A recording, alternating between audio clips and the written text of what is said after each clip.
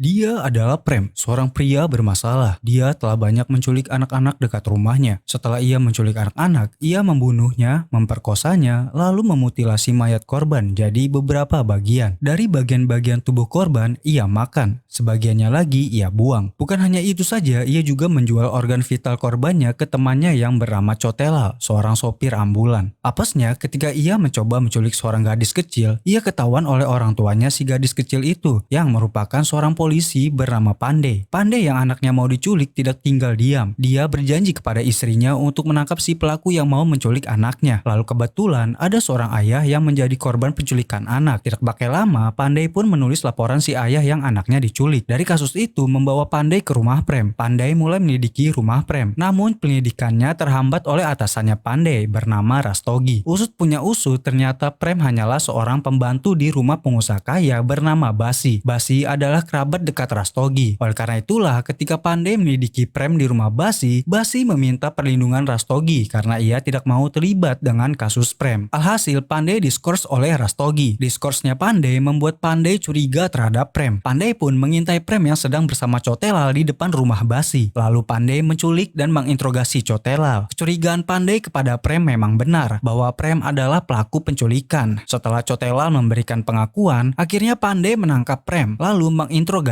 Prem. Alangkah terkejutnya, Pandey mendengar pengakuan dari Prem bahwa Prem telah menculik lebih dari 20 anak-anak. Bukan hanya menculiknya, namun juga membunuhnya, memutilasi, dan menjual organ vital korbannya. Pandey pun meminta Prem untuk menunjukkan sisa-sisa bagian yang Prem kubur dan Prem buang. Dan sisa-sisa bagian korban pun berhasil didapatkan oleh polisi. Terkuaklah selama ini siapa yang telah menculik anak-anak. Brosur anak hilang sudah banyak bertebaran, namun polisi baru bisa menangkap pelaku yang sudah memakan korban lebih dari 20 anak-anak. Prem pun ditangkap dan Basi sebagai majikan Prem pun juga ditangkap. Lalu Prem dijatuhi hukuman mati, namun Basi berhasil dibebaskan berkat kekuatan dan relasinya yang mengenal pejabat setempat. Pandey yang juga mencurigai Basi, lantas ia mulai menyelidiki Basi dengan menanyakan ke Prem tentang keterlibatan Basi, dan Prem mengakui bahwa Basi terlibat dan bukti-buktinya ada di sebuah CD yang Prem simpan di kampung halamannya. Segera Pandey ke kampung halamannya Prem lalu meminta CD ke istrinya Prem. Setelah dilihat, Pandey pun terkejut melihat perbuatan Basi di dalam video yang ia lihat. Lalu ketika Pandey mau membawa bukti-bukti mengenai Basi, ia diculik oleh pembunuh bayarannya Basi. Alhasil Basi terbebas dari tuduhannya karena alasan kurangnya bukti.